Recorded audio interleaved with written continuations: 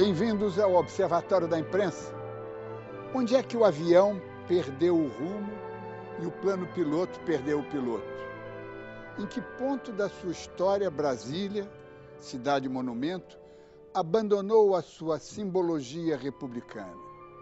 Os anos de chumbo teriam sido os responsáveis pelo arquivamento do maior feito dos anos dourados?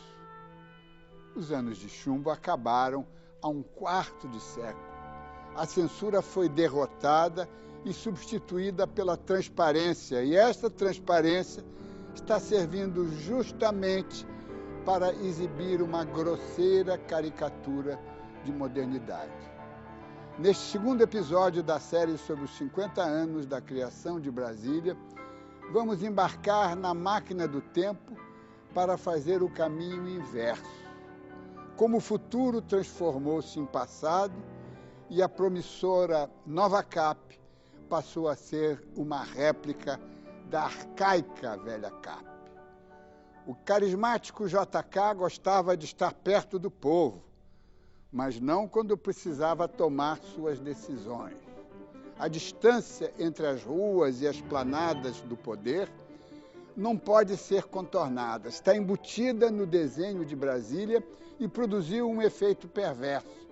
As instâncias mais próximas, as distritais e, teoricamente, as mais visíveis, tornaram-se as menos acessíveis. E nas ocasiões em que a mobilização popular seria indispensável, percebeu-se que a cidadania desaprendeu a se manifestar, a não ser quando assistida. A incrível sucessão de escândalos no cinquentenário da cidade ofuscou os festejos e desvendou um elenco de questões políticas, jurídicas, urbanas e institucionais até hoje intocadas. Os edifícios da capital flutuam em cima de elegantes pilotis, mas dentro deles algo não flui como deveria. No vasto Planalto, em meio a tanto espaço, há um problema de comunicação. A nova capital é inaugurada em 21 de abril de 1960, mas a polêmica em torno da mudança continua.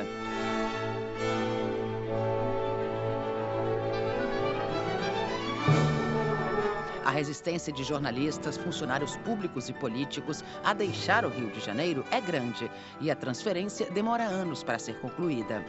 Ninguém queria ir para lá.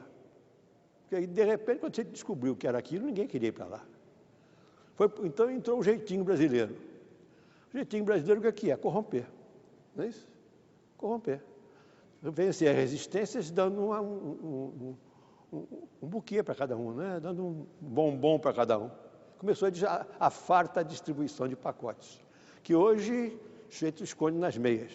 Naquele tempo não precisava não, porque era as escâncaras, né? O funcionalismo público teve a dobradinha para poder ir para lá, além do apartamento que não estava pronto. E o ministro do Supremo exigiram as mansões, cada um ganhou a sua mansão. E além dos prédios fabulosos que foram sendo construídos, né? E o Congresso?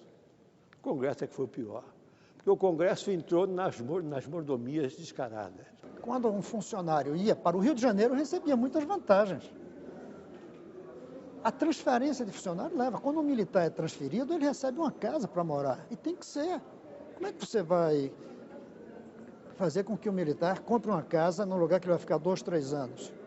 Isso faz parte do custo. Agora, e os benefícios de abrir essa fronteira? Não vamos dizer que Brasília inventou as mordomias, Brasília inventou corrupção.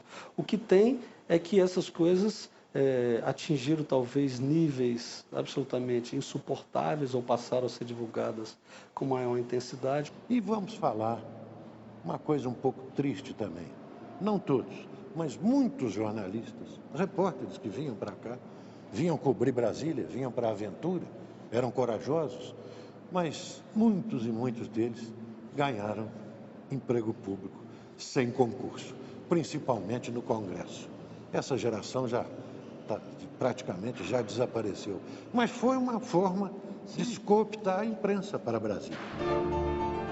A estreia de Brasília sem JK é conturbada. Em 1961, toma posse Jânio Quadros, o primeiro presidente a receber a faixa na nova capital federal. Marcado por uma audaciosa política externa e polêmicas medidas internas, o governo dura apenas 7 meses e o presidente surpreende a nação ao anunciar sua renúncia. Jânio nunca escondeu que detestava Brasília e sentia falta da multidão em frente aos palanques. Armada uma crise militar, o vice João Goulart aceita a presidência de um regime parlamentarista, do qual se livra 1 ano e 4 meses depois. Suas reformas de base assustam parte da sociedade e da imprensa, e Jango é deposto por um golpe militar em março de 1964. Assim sendo, declaro vaga a presidência da República.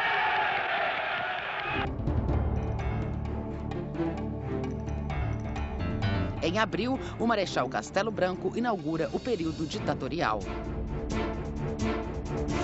Tem essa história ótima do Marechal Castelo Branco que disse, a propósito de Brasília, vou transformar um erro tático num acerto estratégico. Querendo dizer com isso que ia aproveitar aquele cenário, na época, aí, um tanto lunar, um tanto despovoado, sem esquinas, sem confabulações, sem povo, para afirmar um poder autoritário e discricionário. Eu acho que Brasília foi muito vitimada por esse longo período, porque ela nasceu, o bebê logo foi entregue aos autoritários. Claro. Em 64, aí você tem 2 décadas e tanto de Brasília na mão dos militares. 64, golpe militar, esperança dos retornistas, os que queriam que a capital retornasse ao Rio. E criou-se na imprensa a ideia de que o retorno ia acontecer, que Brasília seria abandonada. O Le Corbusier soube disso em Paris. Numa visita ao Malraux, que era o ministro da Cultura do De Gaulle, não é isso? Ele, então, comunica ao Malraux, imagine, dizem que os militares vão abandonar Brasília. O Malraux, que havia visitado a cidade com Juscelino enquanto da construção, parou assim assustado com a notícia e de repente sorriu e respondeu a Corbusier, seria uma pena, mas que belas ruínas teríamos. Ao longo de 1968, intelectuais, parte da imprensa e o movimento estudantil articulam diversos protestos contra a ditadura militar. Rio de Janeiro e São Paulo concentram a resistência ao regime de exceção e são palco das manifestações mais emblemáticas. Os estudantes de Brasília também desafiam o governo. Como reação, forças militares invadem a UNB e detêm cerca de 500 alunos em um ginásio. Em dezembro, o regime endurece com a promulgação no Rio do Ato Institucional número 5, o mais duro do regime militar. Nos termos do artigo 2º e seus parágrafos do Ato Institucional número 5, de 13 de dezembro de 1968, fica decretado o recesso do Congresso Nacional a partir desta data. Talvez o golpe militar não tivesse durado tanto tempo se houvesse uma sociedade civil vibrante perto da capital. Tanto que você veja, nos primeiros anos da ditadura, o presidente reside no Rio. O ditador Costa e Silva promulga o ato número 5 do Palácio das Laranjeiras. Mas logo depois vai se transferindo quase tudo para Brasília. Brasília se torna efetivamente o centro do poder brasileiro. Brasília poderia ter sido renegada, mas os militares ficaram, eles gostaram desse cenário. Essa coisa isolada, eles usaram o isolamento para outro tipo de coisa. Entende? Então, o que eu acho que aconteceu, e muitos observadores repararam, é que durante o período militar, Brasília, sem grupos de pressão, sem debate, sem choque, sem conflito, começou a ficar anêmica politicamente. Uma cidade assim, evidentemente, passa a sua infância em péssimas mãos. Durante o governo Médici, um retrato da repressão. Caçado desde 1964, o criador de Brasília está proibido de entrar na capital federal. Mas, em uma ocasião, JK arrisca-se a entrar na cidade. Porque ele não podia usar os aviões de carreira que desciam aqui em Brasília. Eu soube por um amigo que o Juscelino, tentando contornar a cidade para ir para Formosa, de caminhão, com um engenheiro amigo dele dirigindo o caminhão, caiu uma chuva monumental, daquelas tempestades. E ele então disse para o amigo, já beirando a cidade assim, olha, vamos fazer uma coisa, nessa chuva toda, não tem SNI que esteja atrás de mim. Não é possível. Entra aí na cidade que eu quero ver. E o Juscelino entrou e parou no Catetinho. Chegou no Catetinho, aquela chuva enorme, o Juscelino desceu do caminhão e o guarda lá do Catetinho, o cara da portaria, olhou assim e deve ter dito, nunca mais eu vou beber, porque eu vi o espírito do Juscelino descendo aqui. E o Juscelino viu o Catetinho, matou as saudades, entrou depois pela W3, pegou a esplanada dos ministérios e pediu ao colega dele parar diante da catedral, que ele não conhecia a catedral. O Juscelino então entrou na catedral, disse que ficou deslumbrado com aquela obra do Niemeyer, aqueles anjos de pedra caindo. Pendurados. Aí a chuva continuava e ele continuou. Foi até a Praça dos Três Poderes, onde tem lá um mini museu Juscelino, com a efígie dele em pedra. Então, o Juscelino desceu, olhou aquilo, isso tudo ele me contou depois. Desceu, olhou aquilo, a chuva imensa, e ele era um poeta, né? E ele dizia, mas naquela hora não eram apenas as gotas de chuva que molhavam o chão, eram as gotas de choro dele, né? Nos primeiros anos do regime militar, a imprensa ainda permanece nas suas bases do eixo Rio-São Paulo. Somente a partir de 1974, com o governo Geisel, os meios de comunicação começam a movimentar-se de forma definitiva em direção ao Planalto Central. Os primeiros militares do regime não se esforçaram muito. Mas do governo Geisel se retoma a ideia, porque o Geisel era um desenvolvimentista, um nacionalista. No governo Geisel isso começa a ter... No governo Geisel eu trabalhei num órgão importante, eu era muito jovem, e trabalhei no IPEA. Foi quando começaram a transferir, eu tinha 16 anos. E começaram, assim, foi retomado o processo de transferência de órgãos públicos para Brasília. Isso se refletia na imprensa. Brasília é uma cidade onde a repressão atuava de uma forma absolutamente cotidiana. Brasília tem duas saídas, uma para Goiânia e outra para o Rio de Janeiro, não tem uma terceira. E a gente ali era cercado todos os momentos do dia, era fotografado, quer dizer, o grande Big Brother, que eram os olhos da repressão naquela época, nos acompanhava em todos os momentos. A função do jornalista em Brasília, eu acho que ela foi heróica em todos esses tempos. As pessoas costumam desconfiar muito, suspeitar muito da atuação do jornalista, não só na ditadura, mas também, principalmente, na democracia. O jornalista faz acordos com o poder, facilita os amigos, tem fontes que são mais amigas e, portanto, ele não conta histórias cabeludas dessas fontes. Pode ser que isso aconteça com um e com outro. Agora, durante todo esse tempo, tudo que aconteceu em Brasília foi movido e alimentado pela imprensa. Havia muito jornalista, é claro, que se vendia para a ditadura, mas a maioria resistia. Tanto que aqui em Brasília, sobre as sucursais dos jornais, é que havia a maior censura, o maior olho do governo. Porque aqui era fonte. Daqui saíam as notícias para lá. A categoria, né, os jornalistas precisavam, digamos, ter alguma afirmação naquele cenário, né, de uma ditadura que, né, além de praticar a censura, cerceava acesso. Essa sim, cerceava, exigia ficha da SNI, etc. Jornalista que não tinha trânsito no regime, não tinha informação. E foi o momento de 76 em que o Carlos Castelo Branco, que era, digamos assim, né, a estrela maior do jornalismo político e que tinha se mudado para Brasília, aceita o apelo que lhe é feito, eu me lembro por 3 colegas, eu era estudante nesse tempo, mas que foram o Hélio Doyle, o Armando Hollenberg e o Carlos Marque, que eram 3 jovens e, digamos, impulsivos jornalistas políticos, já respeitados, mas eles sabiam que precisavam de um patriarca, de alguém mais venerável, e convencem o Castelo, que já era, né, uma estrela de primeira grandeza, a disputar o sindicato. E eu fui falar com o Castelo, conversei, já imaginando que ele no final ia dizer não. Eu me lembro que até eu prolonguei muito a argumentação para não dar a ele a chance de dizer não logo de cara, né? E aí insistia muito, repetia os argumentos.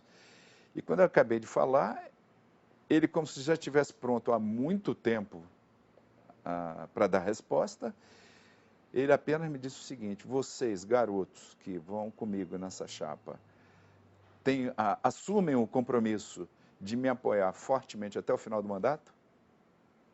Eu fiquei perplexo, disse: meu Deus, ele está aceitando? E eu falei: é claro que sim. E ele disse: então vamos. Claro que o Castellino nunca foi militante sindical, mas ele entendeu e cumpriu, né, bravamente essa missão, que foi afastar os pelegos da ditadura do sindicato. E isso, naquele momento, deu, né, digamos assim, abriu um espaço de respeitabilidade.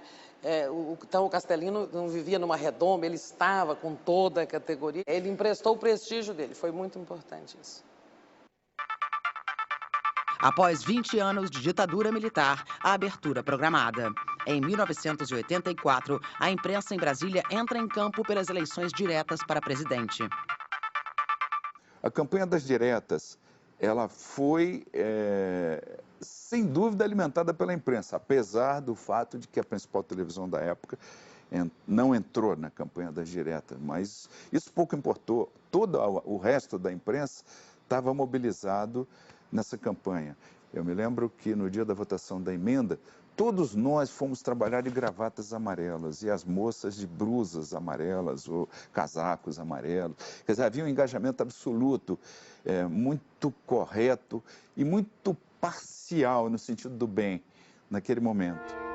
Escolhido pelo Colégio Eleitoral em 1985, Tancredo Neves é internado horas antes da data prevista para a posse. A cúpula política vive um impasse e assume o hesitante vice-presidente José Sarney. Com o fim da ditadura militar, uma tragédia leva à normalidade. Eu entrei para o jornalismo no tempo em que era proibido ter credencial do Palácio do Planalto se a sua ficha não fosse abonada pelo SNI. Eu não pude cobrir o Palácio do Planalto durante muito tempo, só fui cobrir o Palácio do Planalto, que era um lugar bacana, né? Cobrir a presidência da República. Eu só fui fazer isso no governo Sarney, já pelo Globo, porque antes o SNI filtrava os jornalistas, para você ver. Então, com as diretas, a eleição do Tancredo, a posse do Sarney, todo aquele desmonte, lembra-se do desmonte, do entulho autoritário, era muito trabalho que nós tínhamos. O governo Sarney era, desse ponto de vista, uma maravilha para se cobrir. Os políticos davam informação, a informação circulava, o presidente tinha um nível de tolerância extraordinário com os ataques mais furiosos que ele recebia. Gosto de resgatar a expressão Nova República. Nós estamos vivendo ainda a Nova República, graças a Deus, claro. Ela está durando. Então, ali da Nova República para cá, então, todo o foco, eu acho que, de investimento das empresas de comunicação em Brasília muda. Então, você começa a ter estruturas muito maiores em televisão, em sucursais de jornais impressos. Nisso também vem as tecnologias, vem a internet, tudo se moderniza, Nós que somos do tempo da máquina de escrever, vai passando, tudo isso aconteceu coincidentemente também com as mudanças políticas no Brasil. E esse momento da redemocratização, eu acho que tira de vez o que havia de resistência. Não, ali a capital da informação política e econômica tornou-se Brasília. O impeachment do Collor foi encaminhado pela imprensa. A mobilização nacional que a gente teve na época do impeachment foi seguramente tocado pela imprensa. Os escândalos das CPIs, a CPI dos anões e todas as outras que a gente teve, foram tocadas, investigadas pela imprensa.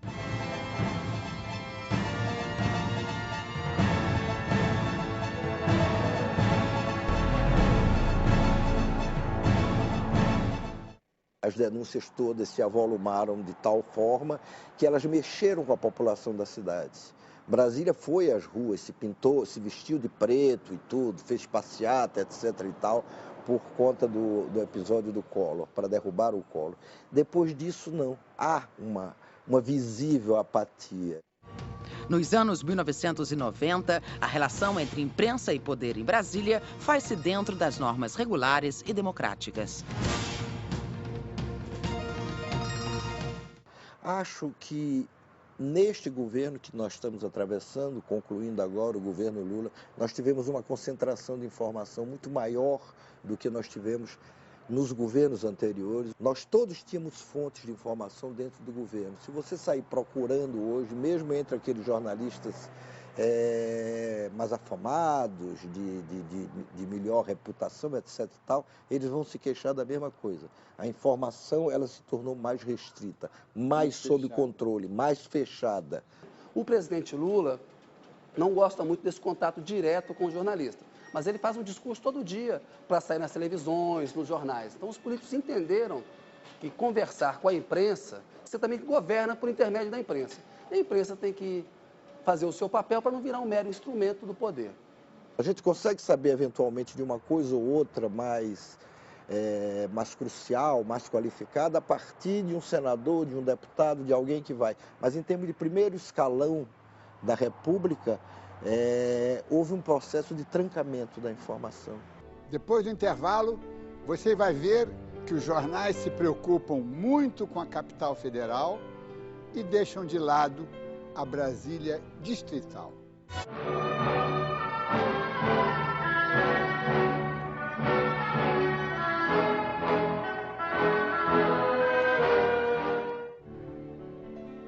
Apurar informações em Brasília nem sempre é uma tarefa fácil para os jornalistas. Afinal, metade da população trabalha para o Estado. A imprensa em Brasília vive um desafio permanente: apurar informações em uma capital onde cerca de 50% dos habitantes dependem diretamente do Estado. Se uma das intenções de JK ao transferir a capital para cá, para o Planalto Central, era, digamos, preservar de pressões ou poupar de pressões o governo, de alguma maneira ele conseguiu, não só por esse comportamento, digamos, cordial da imprensa, ou desleixado da imprensa que aqui se estabeleceu, como também por conta do alinhamento que você tem de grande parcela da população de Brasília que vive em função do poder. Como funcionários públicos, funcionários do Congresso, o poder é um grande empregador. E essas pessoas, quer dizer, por mais que elas tenham consciência crítica ou não, elas dependem disso, elas temem a denúncia, elas temem a perda de status, elas sabem muito mais do que elas contam.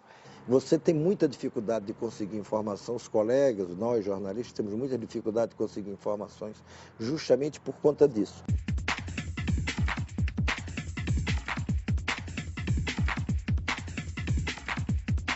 Brasília depende do dinheiro público. Brasília é uma cidade Estado dependente. Se não fosse o governo, isso aqui não existiria. E isso nos remete a um outro argumento que foi apresentado à época da construção da capital, que vem a ser o desenvolvimento da região centro-oeste. Trata-se de uma grande bobagem. Na realidade, todo o dinheiro de Brasília, quase que 90% do dinheiro que se movimenta aqui vem do governo, do salário dos funcionários públicos e só serviços que são prestados ao governo e aos funcionários públicos. Não há indústria em Brasília de quase absolutamente nada, nada se produz aqui. Uma cidade que tem apenas 50 anos, que foi criada para ser a capital, é claro que ainda tem que ter uma percentagem importante de funcionários públicos, mas hoje é menos da metade. O problema em Brasília é que está desequilibrada a balança para o lado do poder. Enquanto que nós deveríamos, para ter uma cidade menos carregada dos eventuais vícios do poder, ter um contrapeso forte em que você não precisasse tanto do poder para a vida das pessoas, para a economia, para a formação, para a opinião, para tudo. Ao longo dos últimos 50 anos, a cena política se transforma. Cresce o aparato do Estado. No ano da inauguração, o Congresso Nacional contabilizava menos de 400 deputados e senadores.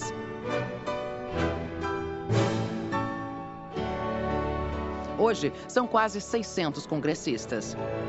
Na Câmara daqui, você tinha um jogo político, na Brasília não tem jogo nenhum.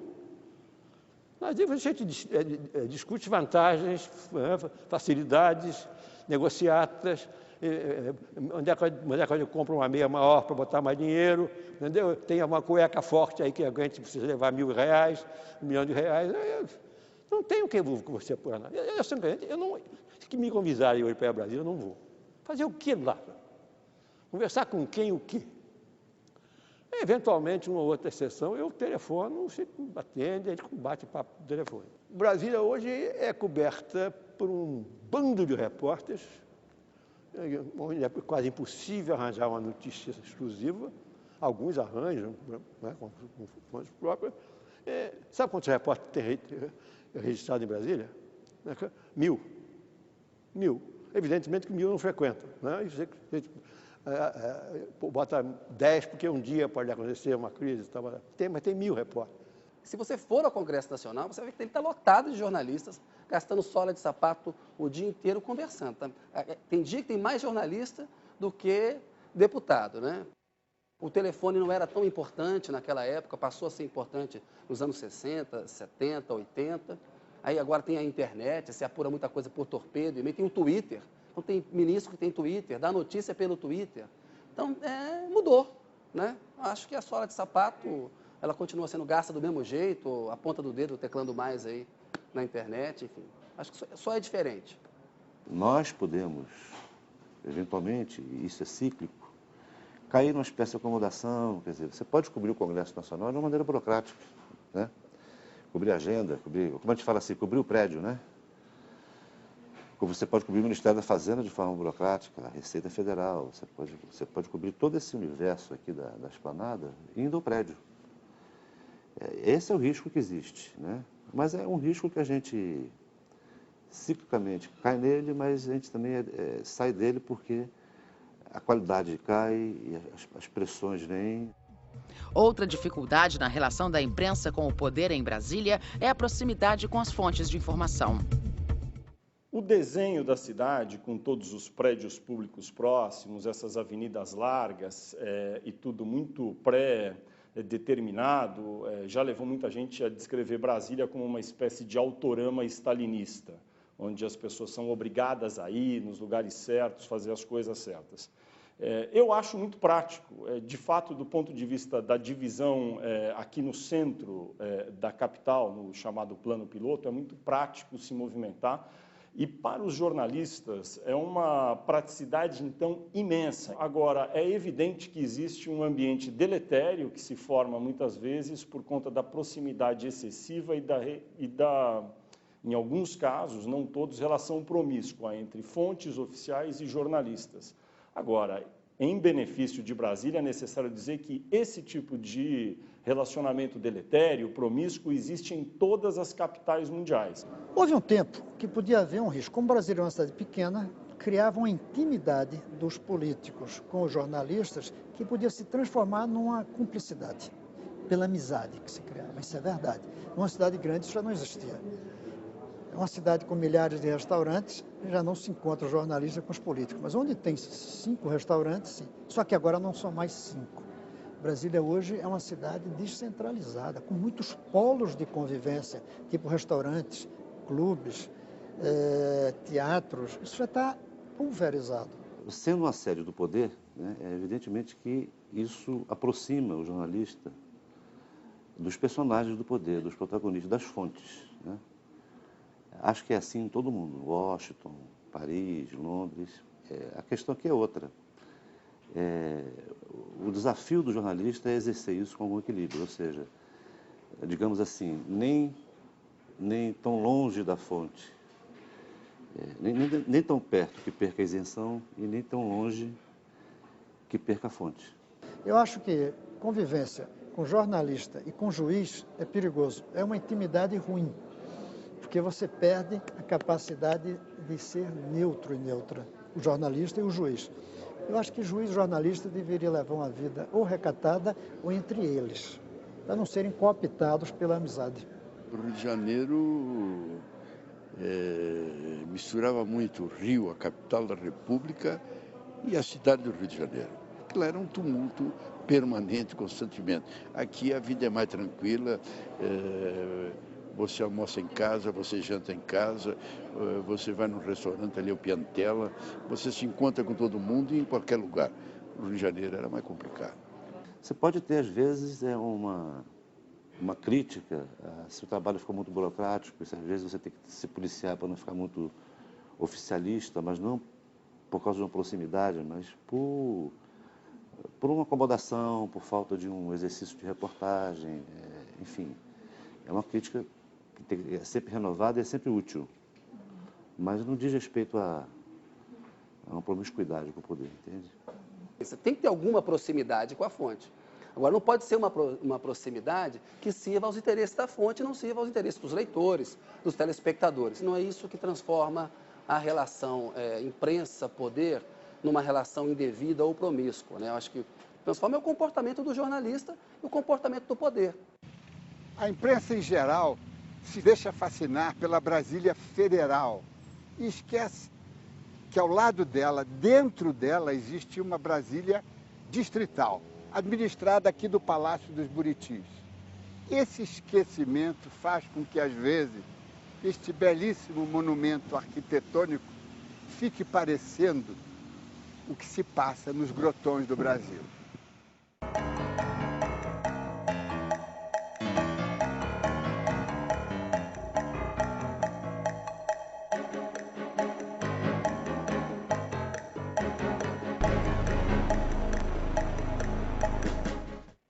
Em Brasília, a gente está muito vocacionado para cobrir o poder em todas as suas formas de poder. O poder legislativo, o poder executivo, o poder judiciário e os outros locais, quer dizer, Rio, São Paulo, menos, né? Eles estão mais, vamos dizer, ligados à vida real, à vida empresarial, à vida estudantil,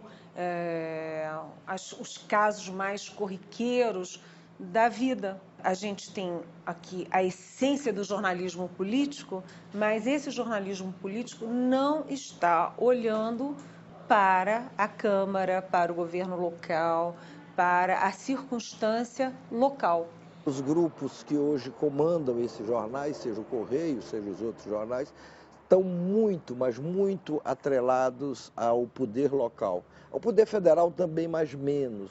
Eles têm até uma postura, por exemplo, no caso do Correio Brasiliense, o Correio se dá ao luxo, digamos assim, de ter até uma postura um pouco crítica em relação ao governo federal. Mas, no plano local, ele é completamente atrelado e dependente. Eu debito isso ao fato de ser uma mídia... A concorrência é quase zero, você tem praticamente um jornal local. Isso muitas vezes leva a um tipo de acomodação, né? A publicidade oficial tem uma importância maior do que tem para a mídia nacional, porque a atividade privada em Brasília não gera tanta receita quanto a publicidade oficial. É o contrário do resto do país, onde a grande receita publicitária é da iniciativa privada. A imprensa regional é uma imprensa que tem características, digamos, estou sendo bem diplomática, bem diferente da imprensa nacional, né? Nós temos aqui alguns jornais, um jornal de peso que ganha vários prêmios, que é o Correio Brasiliense, mas na crise me pareceu que o Correio tinha, vamos dizer que ele derrapou durante o início da crise e você não via títulos, por exemplo, Arruda preso. A gente não tem em Brasília uma imprensa local ou distrital, como queira chamar, de fato ousada ou atrevida, ou pelo menos atenta e vigilante em relação aos problemas da cidade. Você tem em relação aos problemas estruturais da cidade. Trânsito e tal. Trânsito, essa coisa. Mas em termos de política, não temos. Eu acho que os jornalistas daqui, os que trabalham na imprensa local, eles estão acomodados. A imprensa local, aqui, vive de publicidade do governo do Distrito Federal. Até um fato interessante, perigoso da gente falar, mas interessante.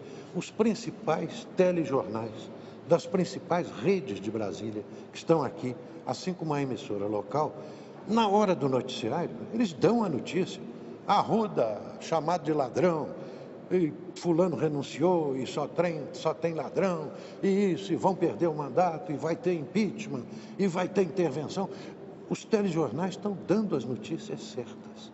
Só que na hora do break, quando vem o break, quais são os anúncios que entram? O governo do Distrito Federal está fazendo 1000 obras, está fazendo aquilo, está fazendo criancinhas sorrindo, gente se abraçando. A imprensa nacional, essa não liga para Brasília enquanto cidade. Ela se preocupa só com a esplanada dos três poderes. Ela fica ali trafegando naqueles carpetes do Congresso Nacional, do Palácio do Planalto, e quando ela é obrigada, ela é forçada a olhar Brasília, ela olha com muita má vontade e com muito desleixo. Quando o movimento estudantil praticamente morreu no país, e ele refloresceu ali pelos anos 76, por aí, 77, Brasília contribuiu muito fortemente para isso. Mas o que aconteceu? A origem de tudo está, infelizmente, no então presidente José Sarney, porque quando você teve o último governador nomeado, foi nomeado pelo José Sarney e ele se chamava Joaquim Roriz. O Joaquim Roriz, como governador nomeado, ele teve a circunstância, a oportunidade de fazer o seu pé de meia, de tomar conta da máquina, de tomar conta das estruturas políticas. Todas essas figuras que você está vendo hoje no noticiário policial e político são todos da órbita do Roriz. E nós estamos cometendo o erro de a roda gira, e o homem que está em primeiro lugar nas pesquisas é Joaquim Roriz. Quer dizer, o dedo podre foi do José Sarney que escolheu. Que me desculpe o presidente do Senado, com todo o respeito que nos merece, mas o dedo podre foi do Sarney. No próximo bloco, o distanciamento entre o centro do poder e o resto do país. Afinal, Brasília é uma ilha da fantasia?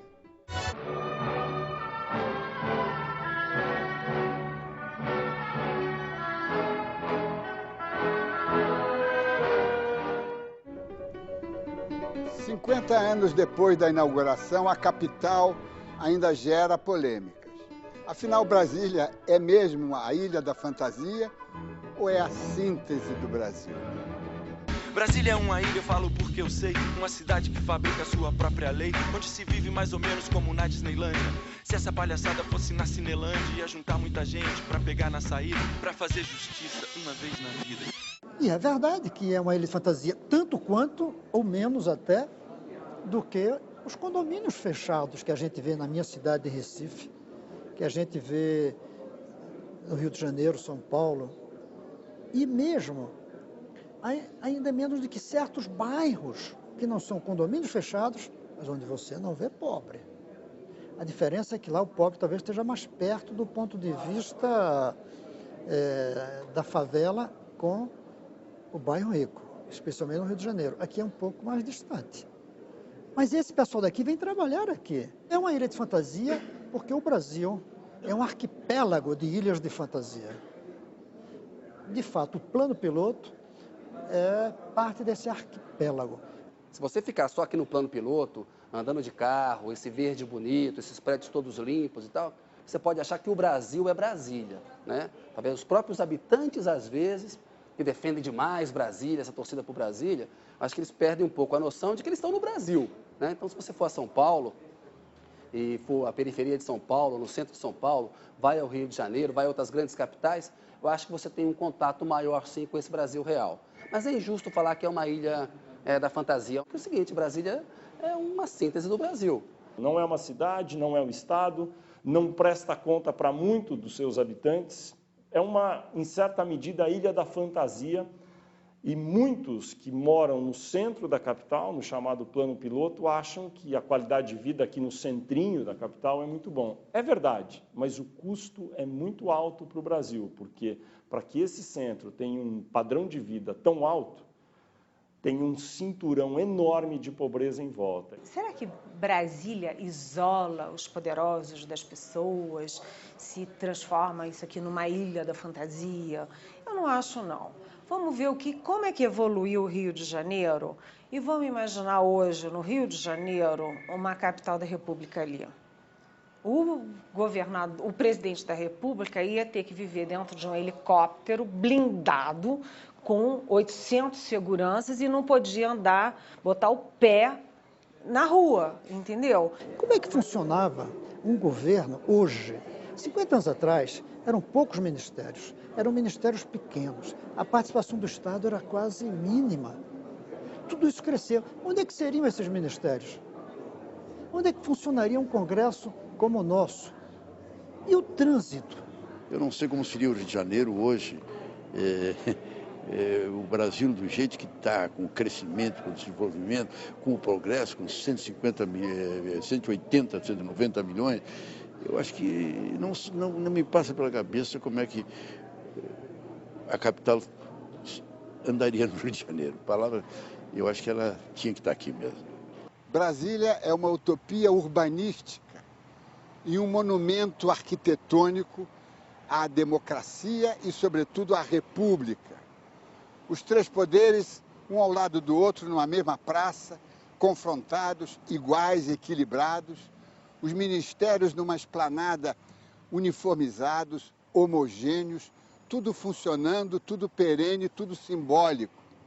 Mostrar o que se passa dentro desses monumentos arquitetônicos é a tarefa da imprensa.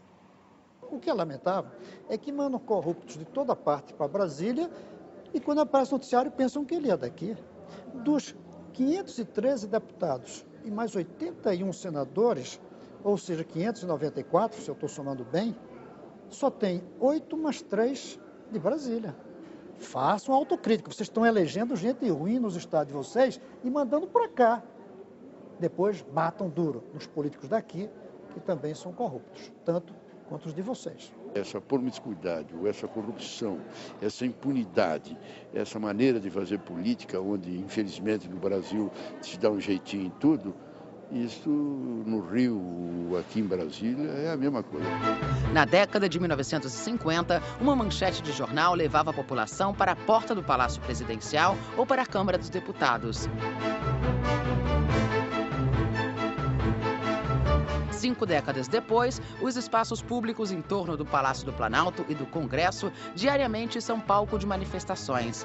Mas qual é o impacto da pressão popular sobre o poder hoje? Brasília tem multidão?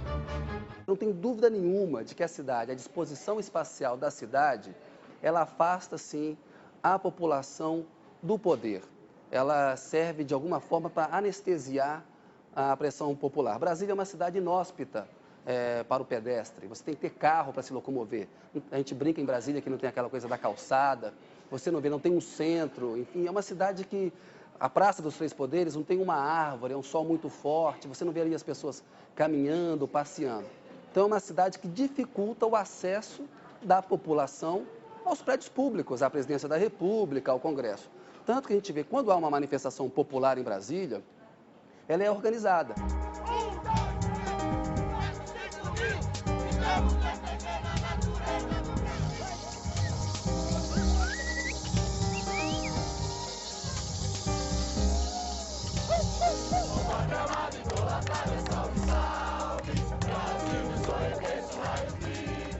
Quem fala em pressão das pessoas fisicamente na rua é do século passado. A pressão hoje é pela internet. A praça hoje é virtual. Se você faz uma pressão de rua, você junta 100 mil. Você conseguiu 2 milhões de assinaturas para a ficha limpa. Não precisou ter morador em Brasília pressionando pela ficha limpa. O Brasil inteiro se mobilizou. O Brasil virou uma grande praça, uma praça imensa, virtual, de todo mundo. Essa é a praça do futuro. Eu acho que essa meta do distanciamento, para sair da pressão popular em cima das grandes decisões políticas, já não acontece mais. É um projeto frustrado, inclusive por causa da questão online. Quer dizer, hoje o país todo está conectado pela internet e acompanhando o processo político e exercendo uma pressão também de fora para dentro. Deputado e senador treme quando recebe 200, 300, 500 e-mails pedindo que aprove uma lei ou que não aprove uma lei. Isso vale muito. As pressões existem, as mobilizações existem, mas elas são feitas de uma maneira tal que não acontece como no Rio de Janeiro, onde tanto em 54 como em 64, aquela mobilização que os militares, que a igreja e que a direita botou na rua, levaram Getúlio ao suicídio e derrubaram o presidente João Goulart. Aquilo hoje não existe em Brasília. O poder precisa sentir a pressão do povo. Acho que é importante para um presidente da República, para um deputado, para um senador, votar, tomar as decisões, levando em conta essa pressão ali da opinião pública, que muitas vezes o cidadão aqui em Brasília não vê. O pau está comendo em São Paulo, no Rio de Janeiro, em Brasília tem uma certa calmaria. Às vezes é assustador das janelas do Congresso Nacional, quando está sendo votado algo muito ruim, a gente olha pelas janelas, vê aquele gramado gigantesco, vazio, às vezes um ou outro quero-quero voando ali, tudo mais ou menos vazio e pensa, puxa, se isso aqui fosse em São Paulo ou no Rio de Janeiro, a população estaria mais próxima para pressionar. Eu tenho sérias dúvidas sobre isso, já achei que poderia ser assim. Porque, veja só, em São Paulo e no Rio de Janeiro já houve tanto escândalo político recentemente, nos últimos 10 ou 20 anos, e quantas vezes a população foi em massa na Assembleia Legislativa, na Câmara dos Vereadores, na frente do Palácio do Governo. Meio século depois da inauguração, a polêmica continua. A transferência foi uma decisão correta do ponto de vista da transferência em si para abrir o Brasil para o interior. E com o poder irradiando do centro para todas as suas, vamos dizer, aspas, extremidades, né? Foi um erro porque todos os argumentos que existiram para trazer a capital para o centro geográfico do país estavam equivocados. O Brasil, por 500 anos, foi uma língua de terra de poucos quilômetros perto do Atlântico. Agora, é um erro irreparável, porque passados 50 anos não há o que fazer senão tentar consertar o que foi feito. Eu sou absolutamente favorável à cabeça da capital. Brasília foi feita para ser a capital do país, é um próprio federal. O Brasil não podia ser um país só atlântico. Acho que houve erro gravíssimo, não dá para culpar o Juscelino nem ninguém. Tinha que ter no máximo 500, 600 mil habitantes, segundo eu cansei de ouvir na Câmara. E foi uma estupidez ela ser hoje para 2 milhões. É inabitável, está cercada de favelas, é uma cidade que não funciona. Brasília não tem espontaneidade. Do ponto de vista da soberania e do ponto de vista do desenvolvimento, o Brasil hoje não seria o Brasil que é sem Brasília. Essa falta de espontaneidade, evidentemente que ela, no dia a dia, ao longo de um processo de muitos anos, ela afeta até a criatividade das pessoas. Brasília é uma utopia no meio do país. Brasília foi a epopeia brasileira. Há também uma ideia, quando se faz Brasília, de que na mesma superquadra vai morar o presidente da Petrobras e o contínuo da Petrobras. A epopeia de um povo que diz, nós vamos mudar a capital para um lugar onde não existe nada. E em 4 anos consegue fazer. E entra como patrimônio histórico da humanidade e tem uma estrutura urbana que, boa ou ruim, é única no mundo. O país tem 510 anos, São Paulo 456, o Rio 445. Brasília, a caçula, nasceu pronta, pré-fabricada, sintética, germinada em pranchetas, desenvolvida em provetas, não tem rodagem, falta-lhe biografia. E isso leva tempo. Boa noite.